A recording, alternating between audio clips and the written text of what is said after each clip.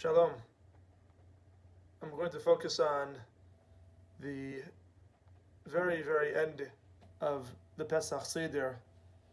We've gone through Kadesh and Urchatz and Karpas and Yachatz and Magid and all the different steps as we are singing and celebrating and feasting at our Pesach Seder with whoever is with us this year. And at the very end, the last step is called Nirtza, and it's those closing songs. It's really the saying goodbye to the Pesach Seder and closing up this experience. And it ends with this flourish where we sing the great song L'Shana Haba B'Yerushalayim, next year in Jerusalem. And why do we sing that song?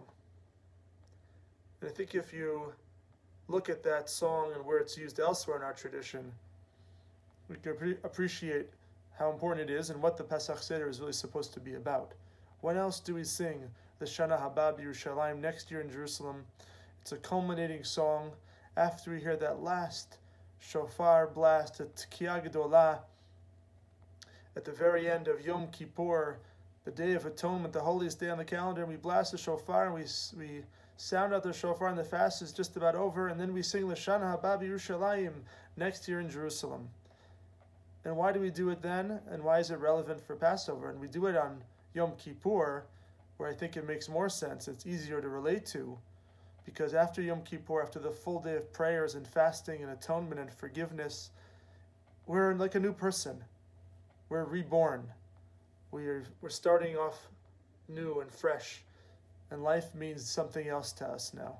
We're ready to take the next step. We're ready to embrace the possibility. And that's what Yerushalayim represents. The Shana Haba, we now feel hopeful of a redemptive opportunity now. There's something special in the air.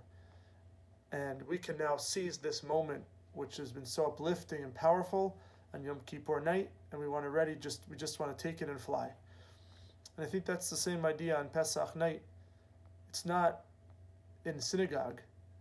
And it's what's so unique about Pesach is the whole focus and the power of the day is at our tables, at our homes, with each other.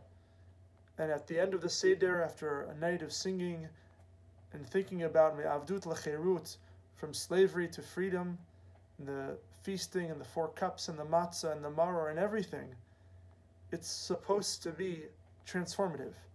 We're supposed to feel like we are someone new, that we are filled with hope, that we are filled with the possibilities, that we are filled with this experience inside of us, that something alive is alive in us again, something that had been asleep is awake.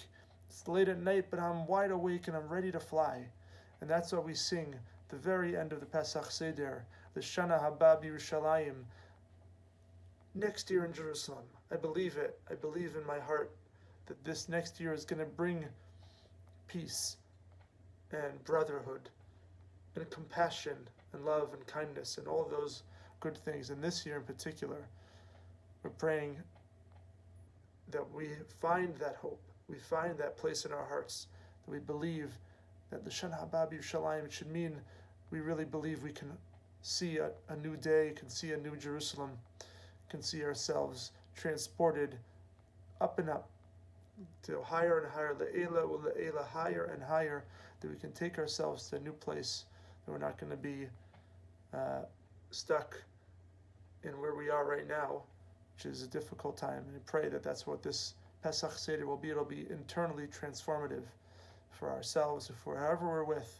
If it's by ourselves, I know it's hard, and hopefully we'll be able to uplift ourselves. If it's with just 1 or 2 other people, let's make those who we're with, let's help lift them up, lift ourselves up, lift them up, to have a transformative Pesach and a transformative L'Shana Haba B'Yerushalayim. Have a Chag Kasher V'Sameach, a celebratory and kosher Pesach. Chag Sameach.